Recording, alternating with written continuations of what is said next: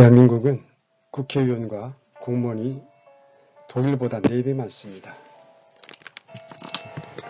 인구 8,300만 명의 독일보다 인구 5천만 명의 한국 공무원 수가 2배가 더 많습니다.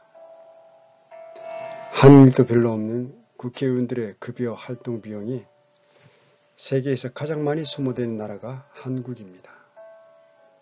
2차 세계대전 직후 폐허가 된 독일에는 먹을 것도 입을 것도 없이 엄청난 전쟁 배상금만 기하급수적으로 나날이 늘어갔습니다. 이런 무너진 폐허 위로 겨울이 찾아왔습니다. 뼛속까지 스며드는 독일의 추위는 겪어보지 않으면 모릅니다. 수치상 기온은 춥지 않지만 대부분 흐리고 강풍이 부는 날씨에는 덜덜덜 떨게 하는 냉혹한 추위였지만 연료나 에너지원은 많이 부족했습니다. 그러자 독일 정부가 대국민 방송을 했습니다. 산의 나무를 베다가 떼기라도 하시라고 패전으로 이미 시리에 빠진 국민을 얼어 죽이기까지 할 수는 없었으므로, 그러나 독일 국민 그 누구도 산의 나무를 베어다 떼지 않았습니다. 옷을 있는 대로 껴입고 식구들끼리 부둥켜 안고 자다가 새벽에 잔인한 추위가 몰아치면 식구들은 제자리 뛰기를 했다고 합니다.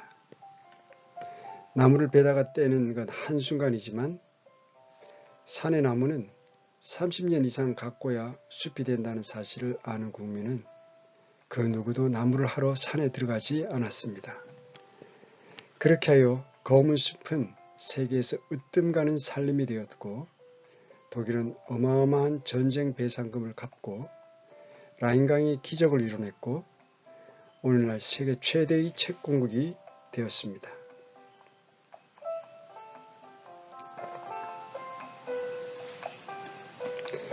위기는 이렇게 극복하는 것입니다. 그리고 나라는 이렇게 발전하는 것입니다.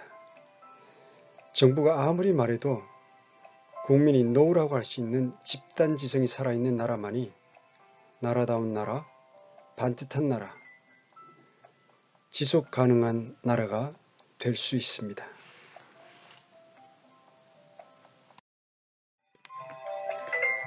우리나라 2021년 국가채무는 5천조 규모입니다. 이런 와중에 4차 재난지원금 19조 5천억 원을 지급할 것이라고 합니다. 과연 나랏빛을 이렇게 늘려가도 되는 것일까요? 참으로 걱정이 앞섭니다. 한국의 국가채무와 국가신용등급도 매우 심각합니다. 한국이 2021년 현재 국가채무는 BIS 국제결제은행 집계를 토대로 기업이 2천조 원, 가계 국민이 2천조 원, 정부 국가가 약 1,000조 원으로 부채 총액이 5천조 원에 달하는 것으로 추정됩니다. 이는 2020년 GDP 국내 총생산 예상치인 1조 6천억 원, 1,764조 원의 2.8배입니다. 실로 엄청난 부채 규모입니다. 국제통화기금 IMF는 대표적인 재정 건전성 지표인 한국의 국내 총생산 GDP 대비 국가 채무 비율이 2025년까지 64% 수준으로 상승할 것이라고 경고하였습니다. 2015년 40.78%였던 한국의 국가 채무 비율은 2025년 64.96%를 기록할 것으로 예상됩니다. 2015년과 비교하면 10년 만에 24%포인트나 엄청나게 치솟은 것입니다.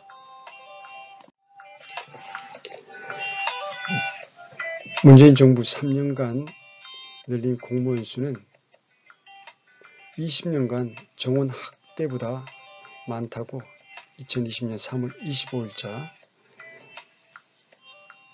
발표된 바 있습니다. 정부가 국가공무원 정원을 지금보다 7,170명 확대하기로 했다. 문재인 정부 출범 이전 20년간 한 번밖에 오르지 않았던 국가 정원 상한이 최근 3년 연속 상향 조정되는 것이다. 인건비와 연금 등 재정 부담이 커짐에 따라 정원 조정을 법률 개정 사항으로 고쳐 무분별한 증원을 막아야 한다는 지적이 나온다. 정부는 24일 국무회의에서 국가공무원 정원 상한을 31만 5,293명에서 32만 2,643명으로 7,170명 늘리는 내용의 국가공무원 총정원령 개정안을 의결했다. 1998년 제정된 국가공무원 총정원령은 교육공무원과 검사, 사법부, 입법부 등을 제외한 국가공무원 정원의 상한을 정한다.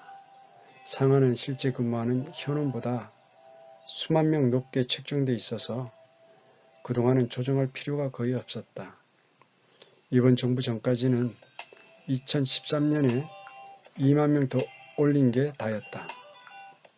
2018년부터 올해까지는 3년 연속 개정했다.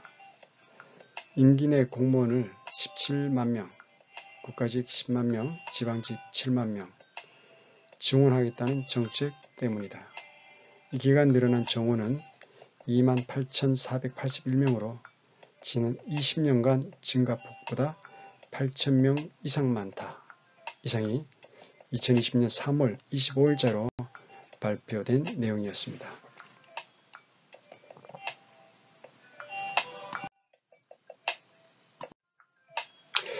미국, 일본, 한국의 공무원 수를 비교해 보도록 하겠습니다. 미국 인구는 3억 2천만 명, 그리고 정부 공무원은 80만 명입니다. 일본은 1억 2천만 명, 정부 공무원은 30만 명입니다. 한국 인구는 5,200만 명입니다. 그런데 이 정권의 공무원 수는 100만 명을 육박하고 있습니다. 2018년 6월 대한민국 전체 공무원 수가 168만여 명, 그리고 국가예산 17%, 약 80조 원 추산은 전체 공무원 예산으로 이는 한 번도 공개된 바가 없습니다. 그리스와 베네수엘라가 공무원 증원과 복지 포퓰리즘으로 나라가 파탄났듯 곧 대한민국도 이들 나라들의 전철을 밟지 않을까 하는 우려가 심하게 듭니다.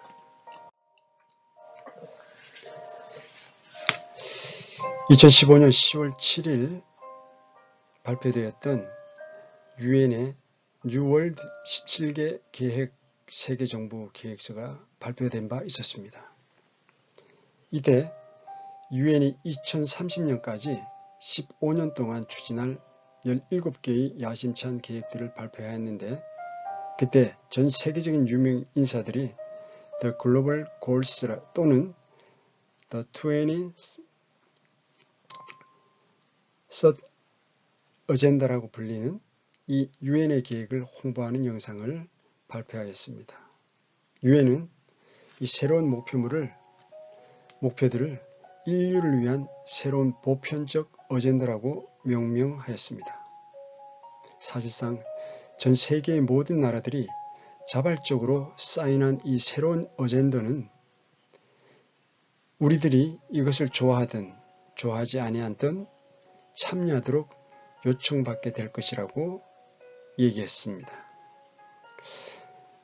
이 영상에는 일루미나티 수비학으로 뱀, 사탄, 용을 의미하는 숫자 13번째 로고가 전시안으로 되어 있었고, 영상의 마지막 부분엔 17개의 글로벌 골스 소개한 사람들이 모두 출연하여 지구 모양으로 전시안을 만들어 보여주고 있었습니다.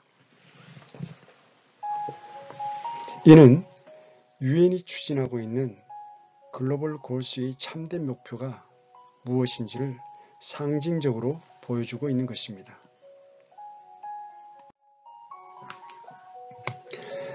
이제는 17개의 항목으로 된 이 목표물들과 이 목표들을 통해 저들이 이루고자 하는 진짜 목표가 무엇인지를 살펴보도록 하겠습니다.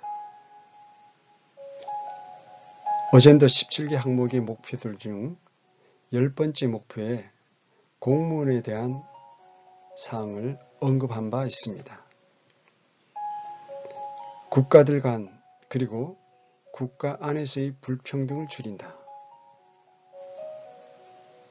문어발식으로 곳곳에 정부의 관료들을 배치한다. 각 나라의 주권을 빼앗아 유엔이 조지 오웰이 묘사한 독재국가의 권력을 가질 수 있도록 세계화, 세계정부를 추진, 구현한다.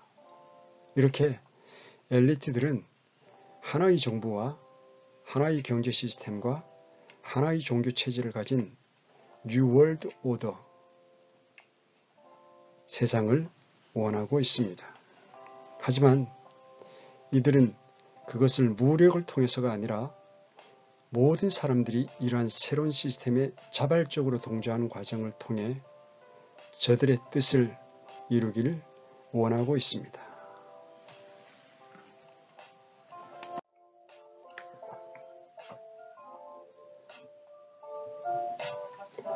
각 나라의 주권을 빼앗아 유엔이 조지 오웰이 묘사한 독재국가의 권력을 가질 수 있도록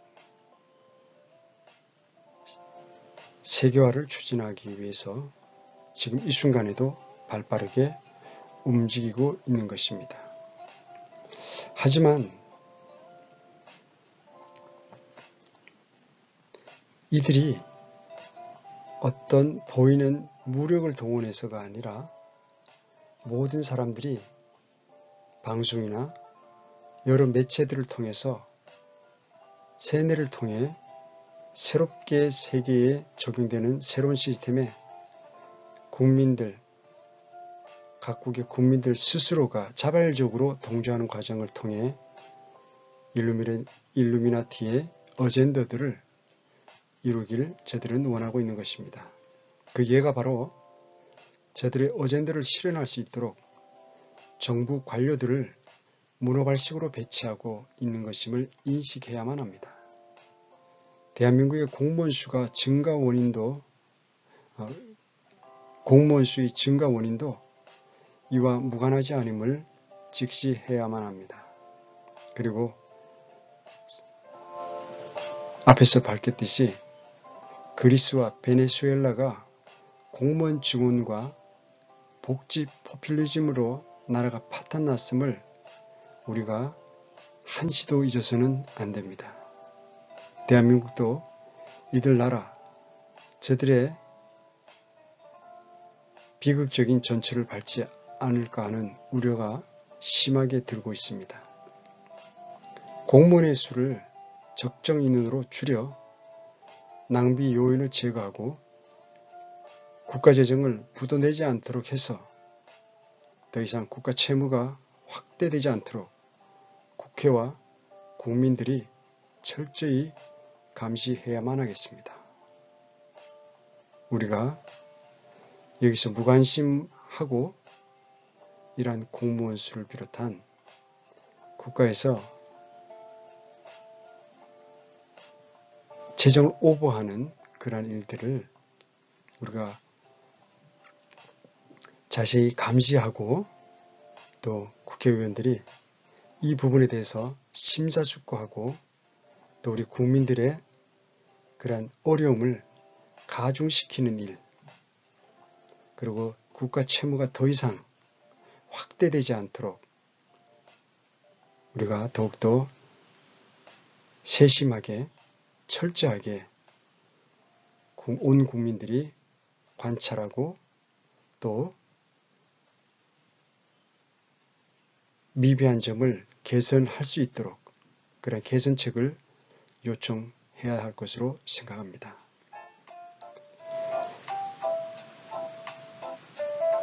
오늘도 함께해 주셔서 감사합니다.